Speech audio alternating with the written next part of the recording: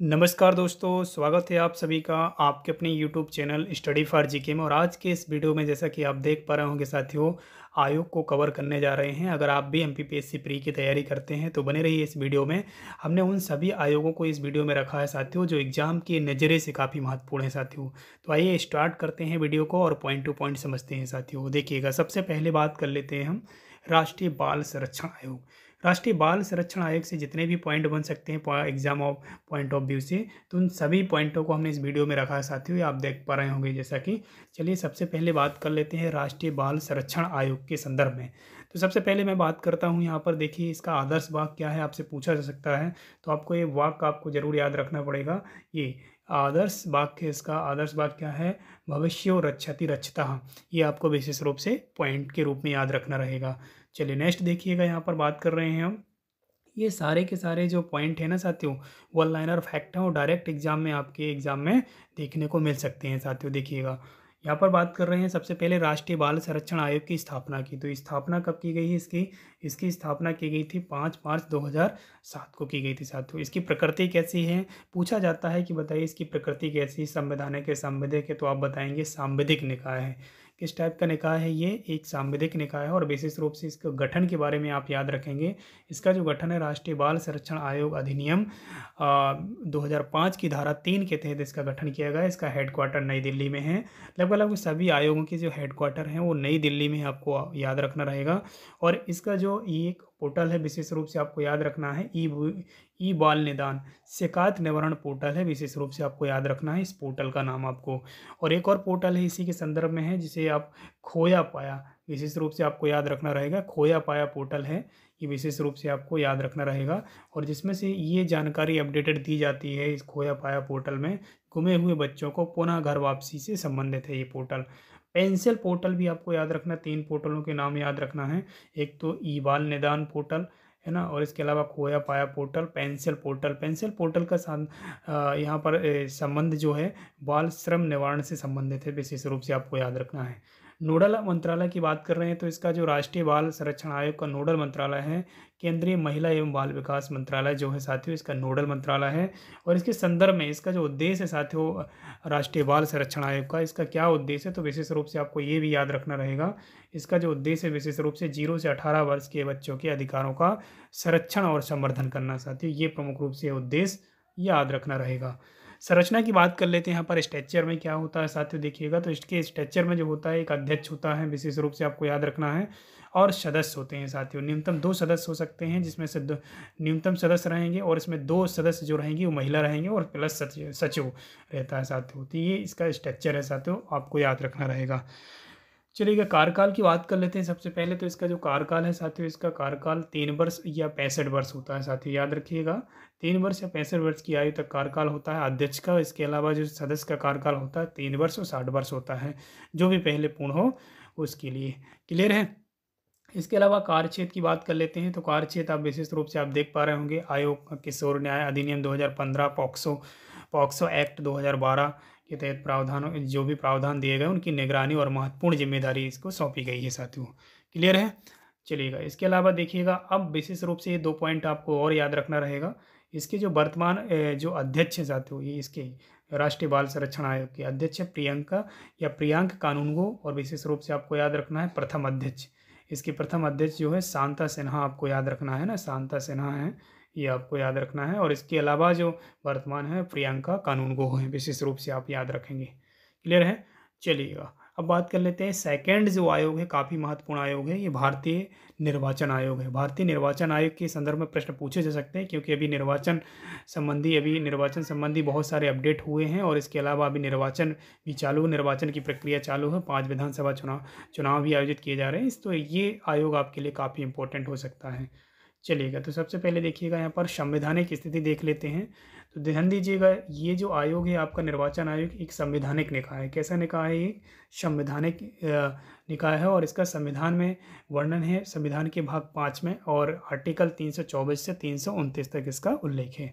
स्थापना की बात कर लेते हैं भारतीय निर्वाचन आयोग की। तो स्थापना जो की गई थी 25 जनवरी, आप देख पा रहे होंगे, 25 जनवरी 1950 को स्थापना की गई थी। और राष्ट्रीय मतदाता दिवस हमने मनाना जो शुरू किया था 2011 से। ये भी आपको विशेष रूप से पॉइंट याद रखना रहेगा कि राष्ट्रीय मतदाता दिवस कब से मनाना स्टार्ट किया गया है, तो 2011 से। क्लियर है। इसके अलावा अधिकार क्षेत्र बात कर लेते हैं, इसके क्या अधिकार क्षेत्र हैं। तो ये अधिकार क्षेत्र आप जैसा कि देख पा रहे होंगे, संसद सदस्यों का निर्वाचन कराता है, यानी संसद में विधानसभा और लोकसभा और राज्यसभा के चुनाव करवाता है। इसके अलावा विधानमंडल का निर्वाचन करवाता है। राष्ट्रपति उपराष्ट्रपति के संबंधी जो चुनाव प्रक्रिया होती है वो उनको कराने का काम करता है। क्लियर है।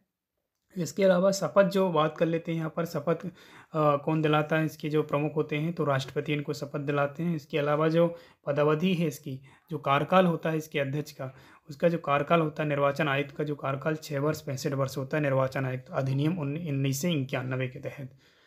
त्यागपत्र की बात कर लेते हैं, इसके जो प्रमुख हैं वो त्यागपत्र किसको देते हैं, तो ये त्यागपत्र का जो उल्लेख है आर्टिकल 324 के सब आर्टिकल 5 में दिया गया है और राष्ट्रपति को ये त्यागपत्र देते हैं। मुख्यालय इसका नई दिल्ली में आपको याद रखना है। लगभग सभी आयोगों के जो हेडक्वार्टर हैं वो न्यू दिल्ली में है, विशेष रूप से आपको याद रखना है।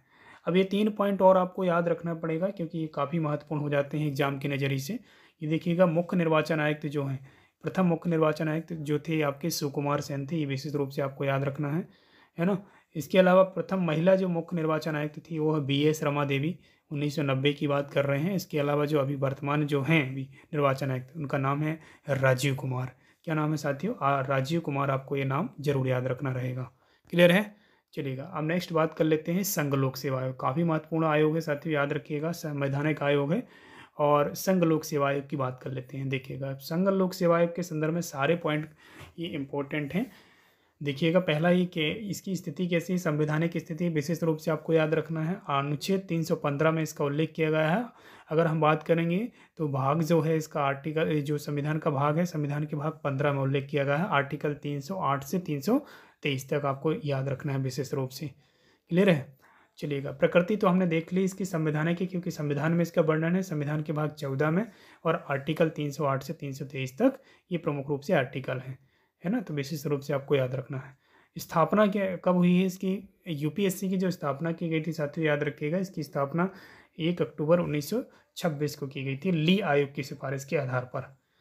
इसके अलावा वर्तमान स्वरूप इसका जो गठित किया गया था, तो विशेष रूप से आपको याद रखना है 26 जनवरी 1935, विशेष रूप से आपको याद रखना है। इसके अलावा जो अधिनियम था इसका 1935 के अधिनियम के तहत स्वरूप इसका वर्तमान स्वरूप है साथियों। मुख्यालय इसकी बात कर लेती है, UPSC का जो मुख्यालय साथियों, ये मुख्यालय आप देख पा रहे होंगे, ये धौलपुर हाउस और कहाँ पर है? नई दिल्ली में है। विशेष रूप से आपको शाहजहाँ रोड नई दिल्ली में देखने को मिलेगा ये इसका हेडक्वार्टर।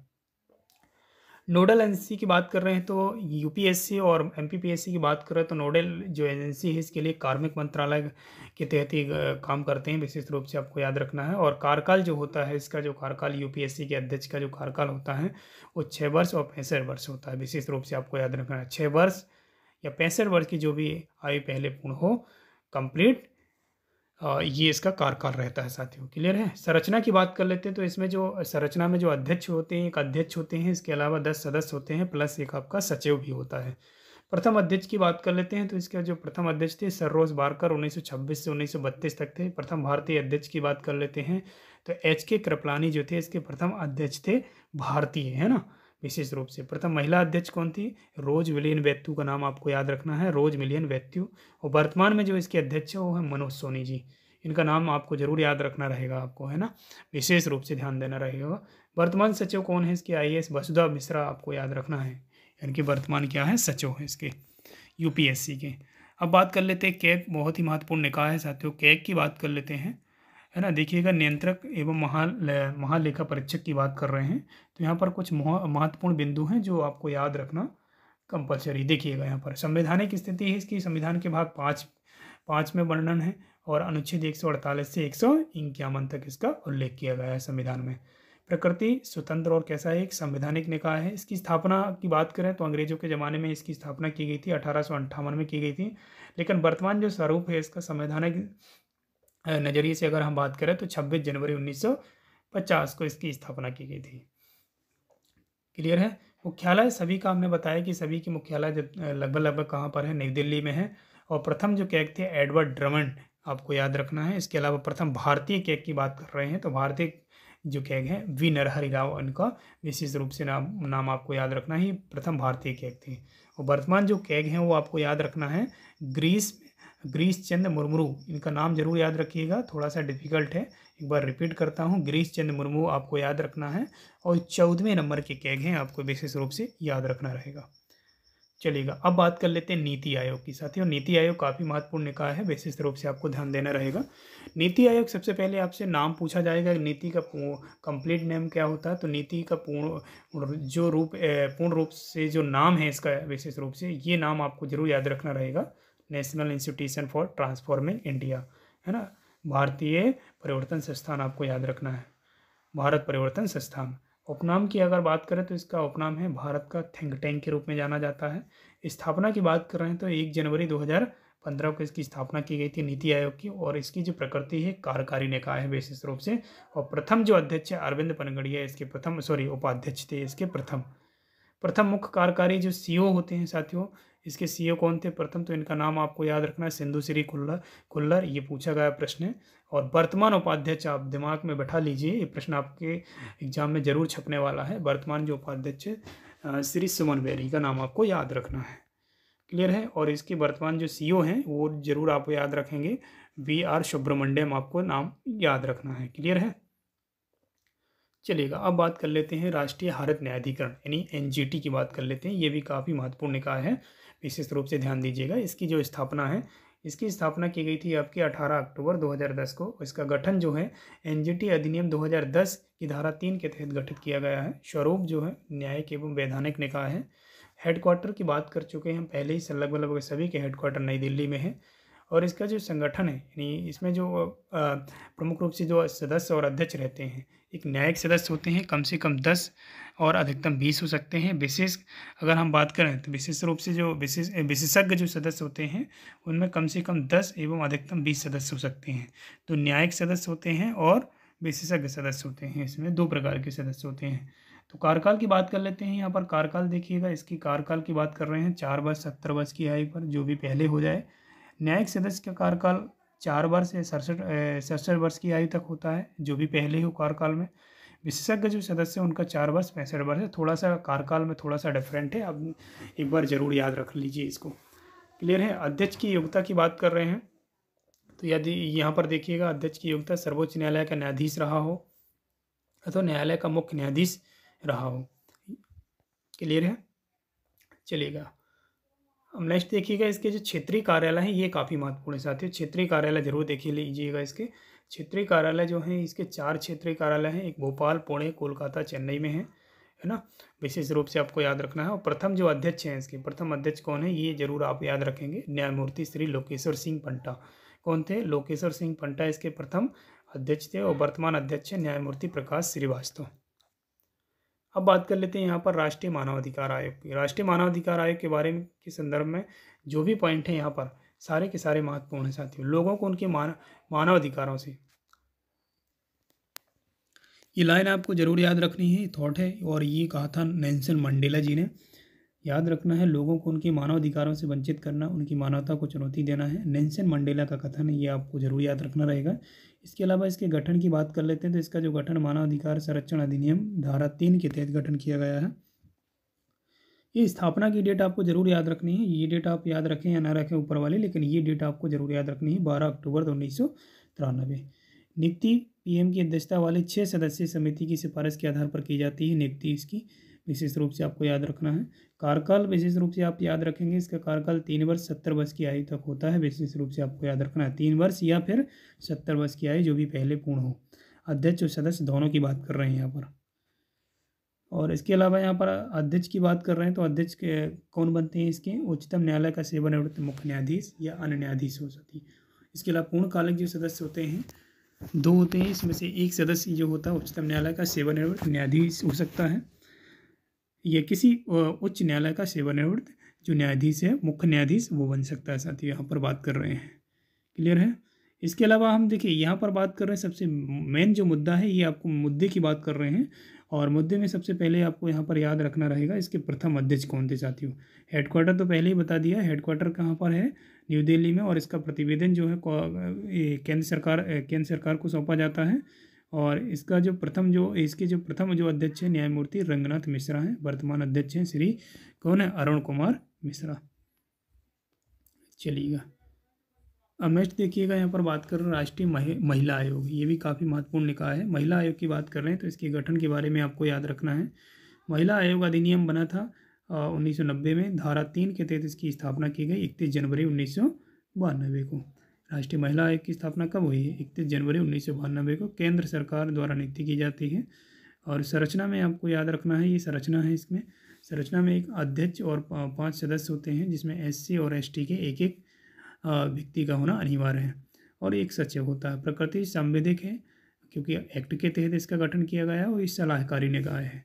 कार्यकाल आपको याद रखना है 3 वर्ष या 70 वर्ष की आयु जो भी पूर्ण हो चुकी हो पहले, और मुख्यालय नई दिल्ली में है। इसके अलावा राष्ट्रीय महिला बाल दिवस जो है ये 13 फरवरी को मनाया जाता है। आरंभ 2014 से किया गया था, है ना।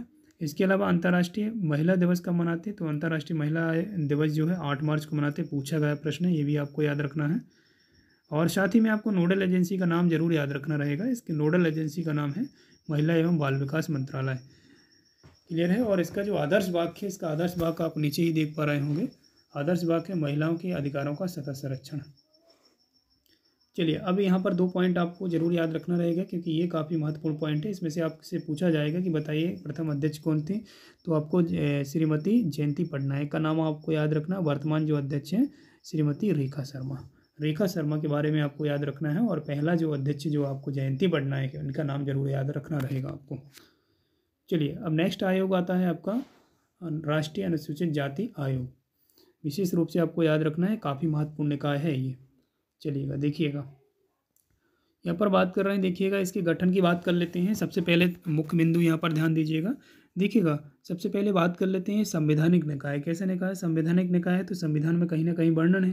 तो अनुच्छेद आपको याद रखना 338 और भाग 16 में संशोधन करके 89वां संशोधन किया गया था। कौन सा संशोधन था ये? 89वां 2003 अधिनियम आपको याद रखना है।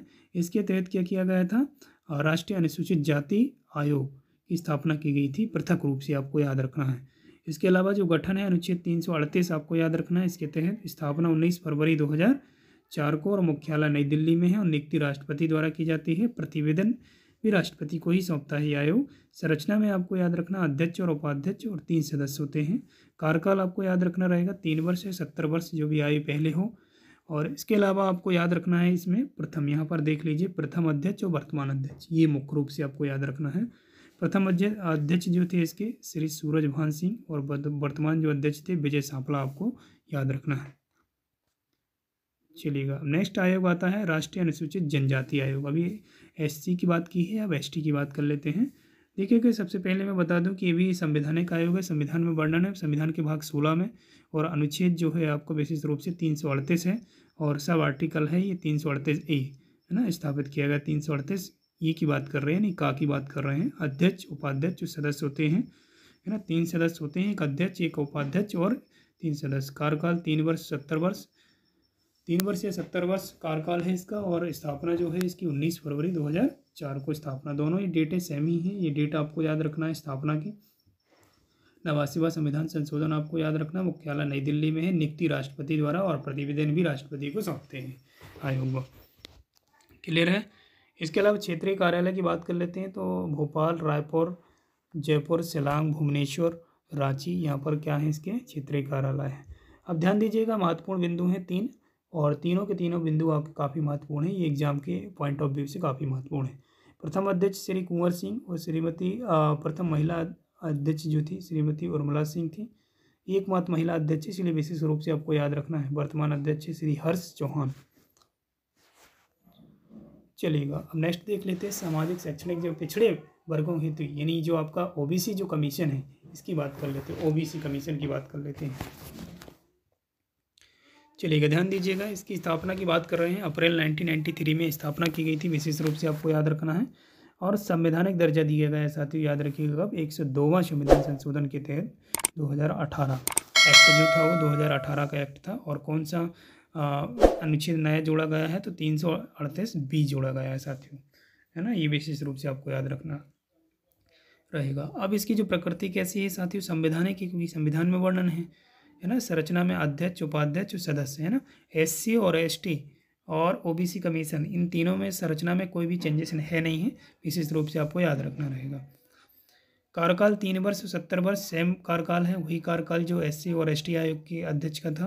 परिभाषा जो है 366 सब आर्टिकल 26 में दी गई है। सूची जो है अनुच्छेद जो है ये 342 का में है साथियों। और मुख्यालय नई दिल्ली में है। नोडल एजेंसी सामाजिक न्याय या अधिकारिता मंत्रालय के अंतर्गत काम करता है। प्रथम अध्यक्ष की बात कर लेते हैं तो RNS प्रसाद जो हैं, RN प्रसाद जो हैं इसके प्रथम अध्यक्ष थे। वर्तमान है हंसराज गंगाराम अहिर। क्लियर है। चलिएगा अब बात कर लेते हैं CIC की, सेंट्रल इंफॉर्मेशन कमीशन, है ना। ये भी काफ़ी महत्वपूर्ण है, point of view, exam point of view से काफ़ी महत्वपूर्ण है। केंद्रीय सूचना आयोग की बात कर लेते हैं तो केंद्रीय सूचना आयोग जो है ये साथी जो गठन किया गया था सूचना का अधिकार अधिनियम 2005 के तहत। स्थापना 12 अक्टूबर 2005 को की गई थी। और याद रखिएगा इसकी संरचना में जो मुख्य सूचना आयुक्त होता है और सूचना आयुक्त होते हैं 10, है ना। इसके साथ साथ सचिव भी होता है इसमें। और इसके अलावा कार्यकाल जो है 3 वर्ष होता है इसका कार्यकाल। और इसके अलावा मुख्यालय इसका नई दिल्ली में है। और शपथ जो है राष्ट्रपति इसको शपथ दिलाते हैं। त्यागपत्र जो है वो राष्ट्रपति ही त्यागपत्र लेते हैं। प्रतिवेदन केंद्र सरकार को देते हैं। और क्षेत्राधिकार जो है सभी केंद्रीय लोक प्राधिकरणों का इसका अधिकार क्षेत्र है या क्षेत्राधिकार है। नोडल एजेंसी कार्मिक मंत्रालय है साथियों। क्लियर है। चलिएगा अब यहाँ पर 3 पॉइंट हैं जो एग्जाम और पॉइंट ऑफ व्यू से काफ़ी महत्वपूर्ण है। प्रथम अध्यक्ष कौन थे? वजाहत हबीब उल्लाह खान, इनका प्रथम अध्यक्ष याद रखना है।